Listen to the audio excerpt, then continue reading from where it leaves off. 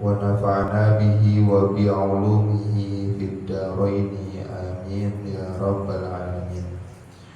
بسم الله الرحمن الرحيم. Al-hikayatu fi karamati man taba ilallahi ta'ala. Al-hikayatu satu cerita, satu hikayah, fi karamati man taba, orang yang bertobat ilallahi ta'ala, kepada Allah ta'ala. Ini pendek, cuma 10 baris. Bismillahirrahmanirrahim. Hukiya, dikisahkan, diceritakan, annahu, bahwasanya, karena ada, fi Bani Israila, pada Bani Israil, keturunan Israel, Nabi Yakub. Siapa rojulun, seseorang, orang laki nih, rojul, mubetalan yang diuji, dicoba, bizina, dengan zina. Jadi dahulu pada masa Bani Israil ada seorang laki-laki yang diuji oleh Allah bizina, dengan melulu melakukan zina. Falamma farogo, maka tatkala rampung, telah selesai, minaz zina, dari melakukan zina, ja'a, datang siapa rojul, orang lelaki, ilal bahri, ke laut, bahar, segoro. Jadi habis melakukan zina, dia pergi ke laut. Ngapain? Liyaghtasila, untuk adus mandi. Fatamanna, maka dia berangan-angan, qabla ayyaghtasila, sebelum mandi, zinan akhar, untuk melakukan zina lagi. Jadi ini orang habis melakukan zina, dia ke laut tuh tujuannya sebetulnya untuk mandi. Tapi sebelum dia mandi, udah sampai di laut ini, pikirannya tuh pengen melakukan zina lagi. Fatakallama, maka ngomong, ma'ahu, kepada si rojul tadi, orang lelaki tadi. Siapa yang bicara ini? Al-ma'u, air air laut ngomong. Waqala, berkata air laut, ya miskinu, wahai miskin. Miskin ini bahasa Arab, bahasa Indonesia sama. Tapi di sini guru saya mengartikan celaka. Berarti miskin itu celaka ya. Susah soalnya. Kalau sugih beruntung. Miskin, ya miskin, kata air nih, ngomong sama si laki-laki tadi. Ya miskinu, wahai miskin, orang yang celaka, hada, inilah zina, qabihun, sesuatu yang kopi itu jelek, elek. Kalau di Al-Quran itu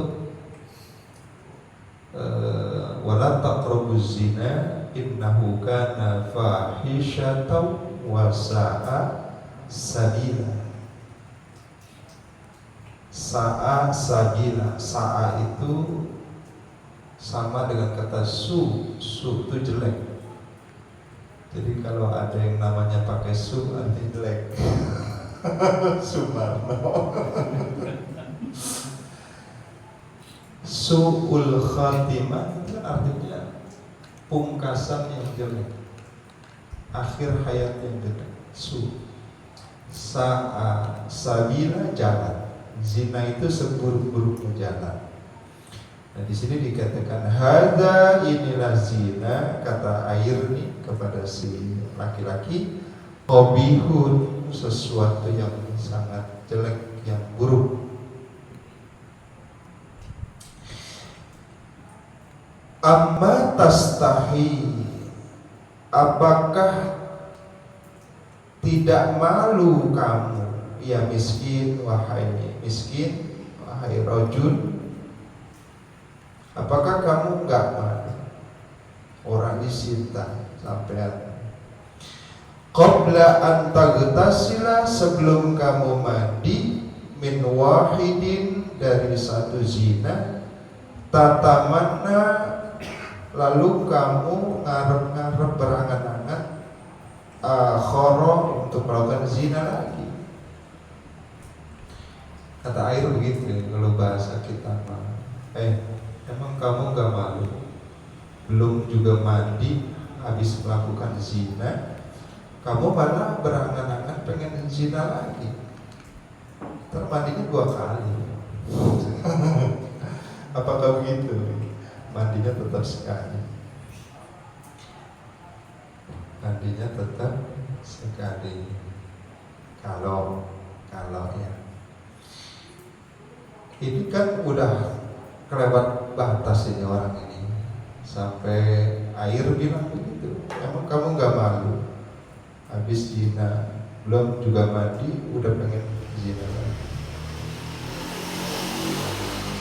Fakhafa, maka wedi, takut siapa rajul, min zalika, dari itu omongan. Diomongin begitu, takut ini si rajul ini.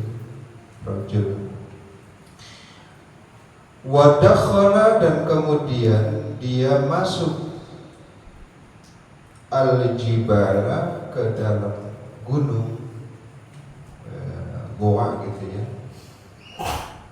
Nadiman, seraya kecewa atau getun. Apa tuh getun? Menyesal. Habis diomongin begitu dia takut, terkejut gitu, kok air laut bisa ngomong. Kemudian dia masuk ke dalam gunung. Nadiman, nadim, bukan Nadiem Makarim. Nadim itu artinya getun, orang yang menyesal.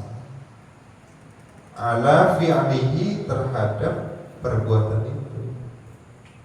Ditegur sama air, dia langsung takut, masuk ke dalam gunung, bersembunyi dan menyesali atas segala apa yang telah dilakukan. Fa'abadallaha, fa'abada, maka nyembah siapa rajul Allah, Gusti Allah.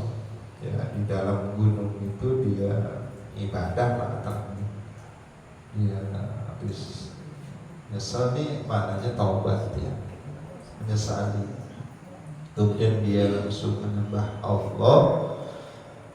Bainal ubadi, di antara para penyembah, para ahli ibadah. Di gunung banyak ahli ibadah. Jadi kalau dulu tuh orang tuh kalau mau mencari tempat yang sepi dari keramaian, mau menyepi atau berkhalwat ya, kayak Rasulullah gitu, ke hutan atau ke gunung kan sepi. Kalau berani, saya mah nggak berani. Jadi itu ternyata di gunung itu banyak tuh orang-orang yang bertapa, orang-orang yang fokus ibadah. Nyampur rupanya nih orang ini. Ini disebut sebagai ubad. Ubad itu jamak dari kata abid. Abid itu pelaku, subjek, artinya orang yang ibadah. Kalau ibadah itu kan objeknya ya, perbuatan. Orangnya namanya abid. Sini ada namanya Zainal Abid atau Muhammad Abid. Abid, orang yang ibadah.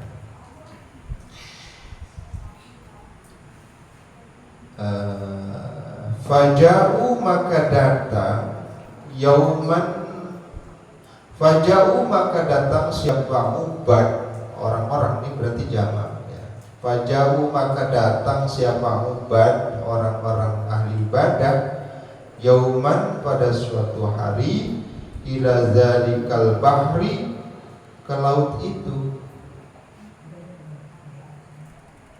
Tiba-tiba orang-orang ahli ibadah yang ada di gunung itu, yang bersama orang tadi, datang dia ke laut. Mungkin itu memang laut, emang tempat mandi kali ya, gitu, kayak di Anyar gitu.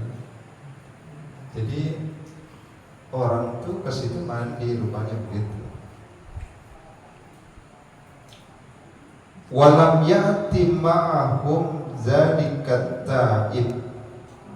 Walam ya'ti dan tidak datang ma'ahum bersama ubad, bersama hamba-hamba atau orang-orang yang ibadah, zalikat ta'ibu, orang yang bertobat. Siapa nih orang yang bertobat? Orang yang tadi masuk ke gunung, ke hutan karena menyesal dari perbuatannya. Makanya disebutnya ta'ib, orang yang taubat.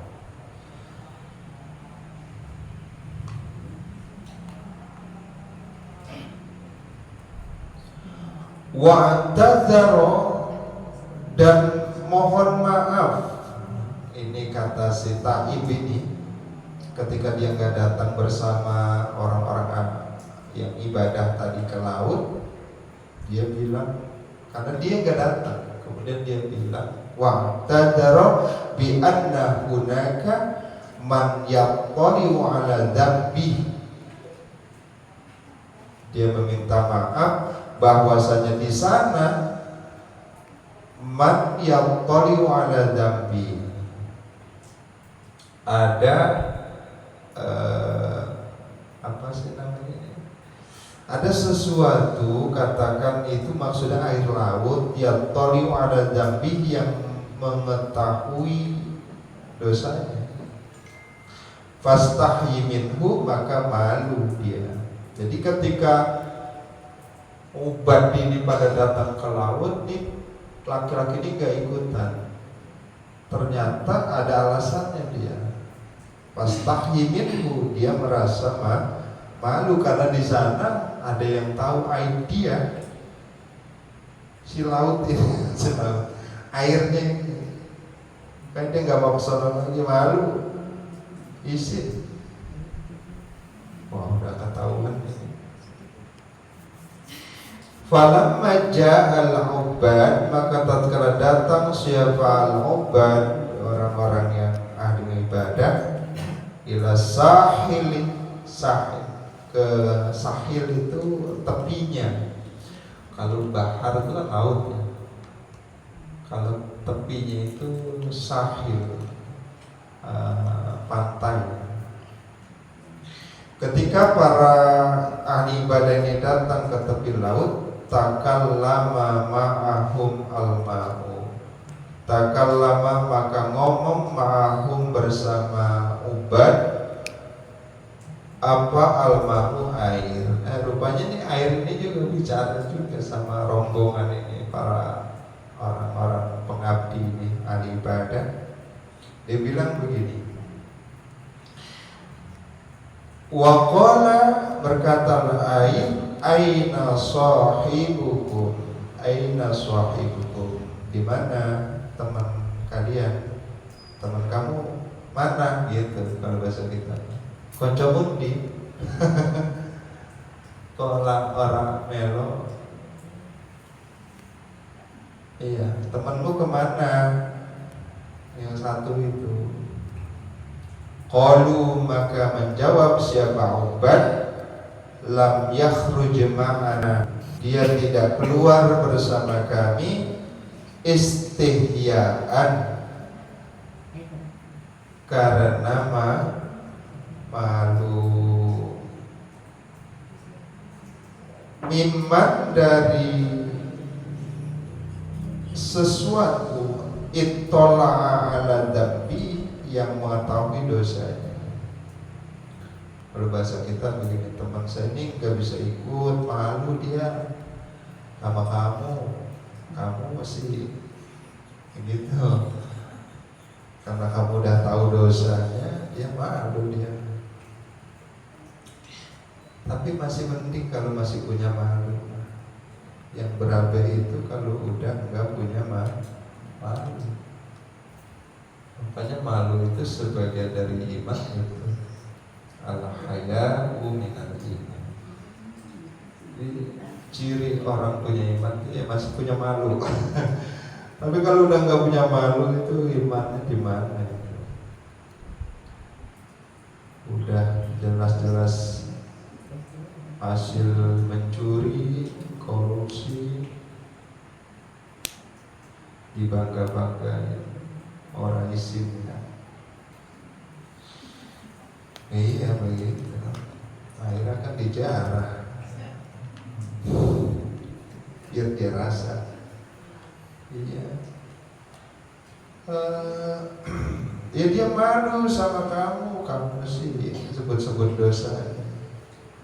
Nah, kata air, faqala, maka berkata air lahum kepada Ubad, lakin qulu lahu, akan tetapi qulu, ucapkan oleh kalian semua, lahu kepada si rajul, si taib tadi, orang yang bertobat, ya'ti ilahuna, ya'ti datanglah ilahuna, ke sini, suruh datang ke sini. Si air pesan begitu. Bilangin ya, temanmu itu yang enggak kesini karena malu dengan saya, suruh kesini, saya pesan. Wa ya'budallaha bijanibi, wa ya'budallaha bijanibi, dan dia menyembah Allah bijanibi, di sisi saya. Maksudnya biar si rajul ini datang ke sini, biar dia ibadah di sini, di sisi saya atau bersama saya. Jangan betapa apa di gunung. Faja'a, maka datang siapa taib tadi, orang yang sudah bertobat. Wa abadallaha, dan dia menyembah Allah, indal bahri, di laut, di sisi laut. Jadi setelah diundang, artinya dipesan suruh datang, kemudian dia datang, dan akhirnya dia ibadah di situ. Mungkin di sahil tadi, di pesisir itu, pantai. Dia ibadah di situ, nggak di gunung lagi. Hatta mata, sampai dia mati. Wadufina, dan kemudian ditanam, dimakamkan siapa rajul, orang yang taubat tadi, hunaka, di sana, di laut tadi itu. Tapi bukan di apa namanya? Bukan di air ya, bukan ya, di pesisirnya. Dia ibadah di situ sampai mati di situ, dimakamkan di situ. Fanabatat, maka tumbuh, cukul, ala qabrihi, di atas kuburan si rajul, sab'u asjarin, 7 pohon wit, pohon wit ya, wit. Sab'u asjarin, pitu piro-piro wit, 7 pohon tumbuh di atas kuburannya. Minas sonaubiro, dari, ini namanya sonaubir. Ada juga yang menyebut sanubar. Jadi ada pohon ini namanya pohon sonaubir atau sanubar.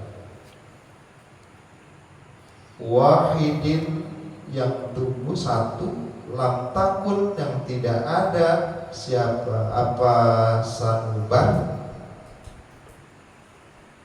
tambutu, tumbuh qabla dzalik, sebelum itu. Jadi setelah orang ini bertobat kemudian sampai wafat, waktunya diisi setelah dia bertobat itu dengan ibadah sampai dia wafat, dimakamkan di situ, tiba-tiba muncul di kuburannya itu pohon sanubar. Saya juga nggak kenal ini. Kalau di sini mah kenalan pohon Kamboja, pohon Kamboja. Tapi sekarang udah langka. Jadi mungkin begini kalau menurut saya ini, sanubar itu ini katanya pohonnya itu daunnya seperti lope-lope gitu, seperti hati, kan sanubari. Sanubari mah bahasa kita ya, artinya apa? Hati kan. Jadi yang sebelumnya nggak ada pohon ini, tiba-tiba ada pohon yang, tapi ada juga yang mengatakan ini seperti pohon jati, yang kemudian kayunya itu digunakan untuk bangunan. Itu daunnya kayak lope, namanya pohon sanubari kalau bahasa kita, pohon hati. Iya. Titik. Ini ada pertanyaan nih dari, ini nggak disebut siapa yang tanya, tapi dia bertanya kepada Abul Qasim. Bismillahirrahmanirrahim. Wasu'ila, dan ditanya siapa Abul Qasim ini, Al-Hakim, hakim namanya Abul Qasim. Ada hakim namanya Abul Qasim, ditanya ayyima afdal, mana lebih utama, asin, orang yang maksiat, ya tubuh kemudian dia bertobat, min isyanihi, dari maksiatnya, am kafir, yarji'u ilal iman, yang kembali kepada keimanan, artinya masuk Islam, yang melebu Islam. Ini Hakim Abul Qasim ditanya, nggak disebut siapa yang nanya. Dia ditanya begini, mana lebih utama Tuan, mana yang lebih utama menurut Bapak Hakim nih, menurut panjenengan, asin yatubu min isyanihi, pelaku maksiat yang bertobat dari maksiatnya, am kafirun yarji'u ilal iman, atau orang kafir non-Islam yang masuk Islam. Jawabannya apa nih? Mana lebih utama, pelaku maksiat bertobat dari maksiatnya atau orang kafir masuk Islam? Ini kita lihat jawaban beliau. Faqala, maka menjawab siapa Abul Qasim, balil 'asi alladzi yatubu min isyanihi afdal. Kata Hakim Abul Qasim. Akan tetapi kata beliau ini, al-'asi pelaku maksiat alladzi yatubu yang bertaubat min isyanihi dari maksiatnya afdalun lebih utama. Jadi lebih utama orang yang bertaubat dari maksiatnya ketimbang orang kafir masuk Islam. Ini alasannya. Kata beliau, li annal kafiro, bahwasanya orang kafir fi hali kufrihi, ketika dia berada di dalam kekafirannya, ajnabiyun, orang lain, karena belum masuk Islam. Jadi orang yang belum masuk Islam, ketika dia masuk Islam, sebelum dia masuk Islam tuh dia itu ajnabi disebutnya, orang lain atau orang asing. Artinya dia itu bukan siapa-siapa.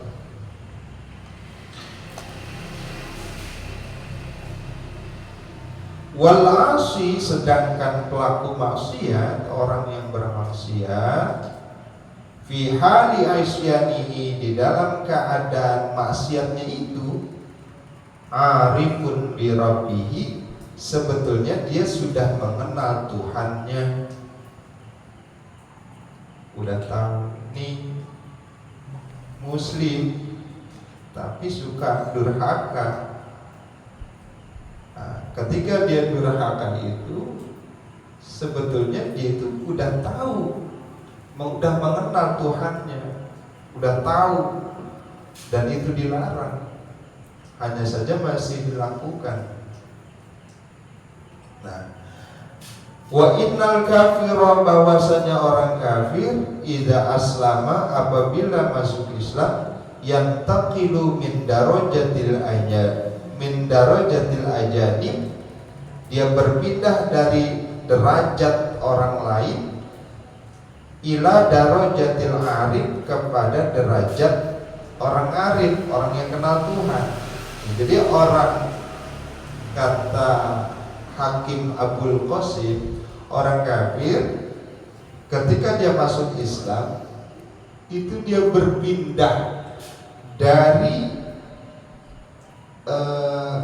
derajat yang tadi disebut derajat posisi dia orang lain, ila darajatil arif, menjadi derajat atau makom orang yang kenal Tuhan.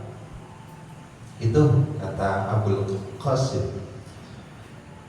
Wal-'asi, sedangkan orang yang melakukan maksiat, pelaku maksiat, yang taqilu, dia berpindah an darajatil arif, dari derajat orang yang arif, orang yang tahu arti Tuhan, ila darajatil ahbab, kepada derajat orang yang dicintai.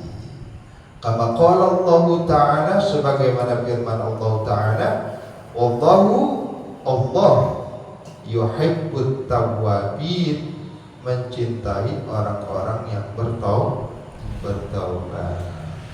Jadi kalau kita manusia mah nggak ada yang luput dari salah, dari noda, dari dosa, enggak ada. Itu sudah disebutkan di kata Rasulullah, kullu bani Adam khata'u, setiap anak Adam itu pasti salah, tapi wa khairul khata'in at-tawwabun, sebaik-baik orang yang salah adalah yang bertaubat. Alhamdulillah, seperti itu. Ini karomah atau kekeramatan daripada hikmah atau manfaat dari bertobat kepada Allah Subhanahu wa Ta'ala. Jadi kalau orang bertobat, dosanya diampunkan. orang kafir melebu Islam, masuk Islam juga dosanya kelebur. Tapi ini ada keuntungan. Orang kafir itu rajin sedekah, PNH misalnya. Itu kalau dia masuk Islam itu pahala, jadi pahala tuh, kebaikan dia catat.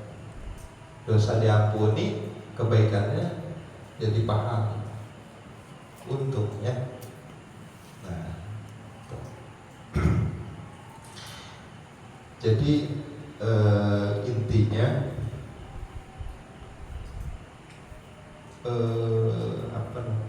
bertobat. Makanya kita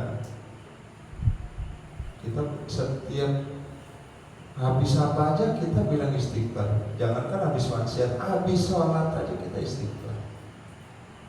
Artinya memang manusia itu nggak pernah luput dari salah. Habis sholat lah, yang udah dijamin dosa dihapuskan, tapi masih kita istighfar, mohon ampun. Karena memang perintahnya kita itu disuruh bertobat. Taubat itu terambil dari kata taba yatubu taubah, artinya dekat, dekat.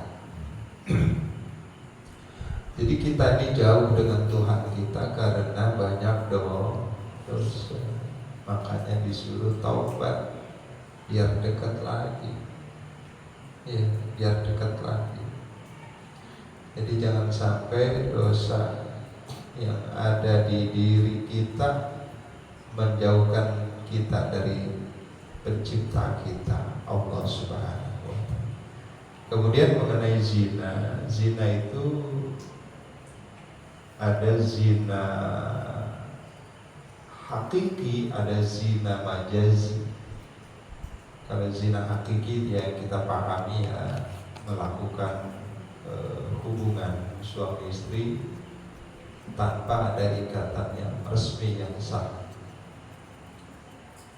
Itu hakiki, itulah zina.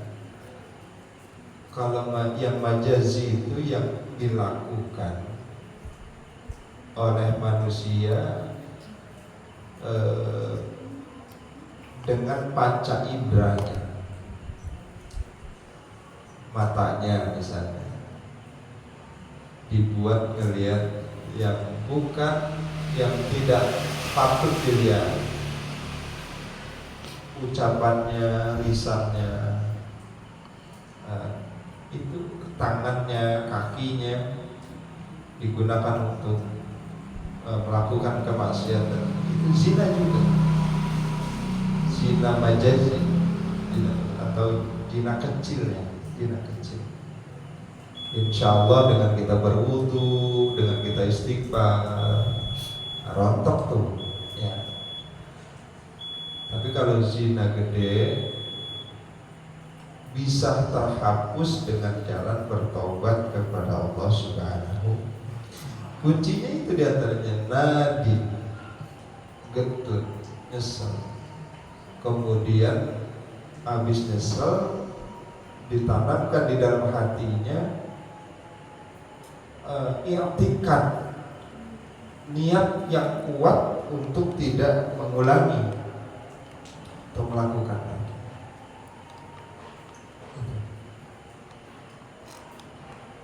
Jadi ada dua perkara yang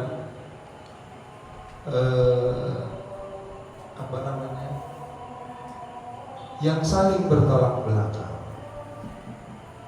seperti zina wal ghina. Zina itu nggak akan hina, nggak akan kaya. Orang zina itu nggak bakal kaya. Terus kalau mau kaya, duha. Ini juga duha wal ghina. Kunci kaya hati, kaya ilmu, kaya prestasi, bisa memberi manfaat, kaya harta dan lain sebagainya, rumah tangga adem tentram. Iya, itu kaya juga. Zina wal ghina ini gak mungkin bersatu. Gak ada ceritanya orang pezina tuh kaya. Makanya nih bahasanya ya miskin. Ya, kan? Iya, orang duitnya banyak dibuat berzina habis. Udah habis, utangnya banyak. Udah jatuh ketiban tangga, jatuh aja sakit. Udah di bawah ketiban tangga, tambah hancur. Ya. Jadi ini sesuatu yang, tapi kalau ghina wadduha, kalau makanya duha, paling enggak punya harta, paling enggak sehat kan, karena kan 2 rakaat di waktu duha itu cukup menjadi tasbih yang ada di diri kita. Itu menurut riset di diri kita ini ada 360 persendian. Ya saya juga belum pernah hitung, meriset. Dan 360 persen itu harus ditasbihi, harus dizikiri. Dan 2 rakaat salat sunnah duha itu bisa menggantikan itu semua, atau bisa mengcover tasbih itu semua. Paling sehat, nggak kaya ya sehat, ya sehat tuh ya kaya juga ya. Sehat mah ngapain aja enak, ya nggak? Kita banyak tapi sakit mulu, wah lu berabe ya. Mendingan sehat, duit banyak. Itu udah top dah, iya. Iya. Tapi orang laki jangan terlalu kaya. Karena orang laki kalau duitnya banyak, dia belagu-belagu. Tapi orang perempuan semakin belagu-belagu, duitnya semakin banyak. Kebaliknya ya. Begitu katanya. Tapi saya pikir benar juga. Orang laki itu duitnya banyak jadi ngocol kayak singkong ya. Tapi orang perempuan semakin belagu, dompetnya makin banyak isinya. Alhamdulillah ya. Cukup ya Bapak Ibu ya, emang sedikit ini. Mudah-mudahan ada manfaatnya. Saya akhiri. Assalamualaikum warahmatullahi wabarakatuh.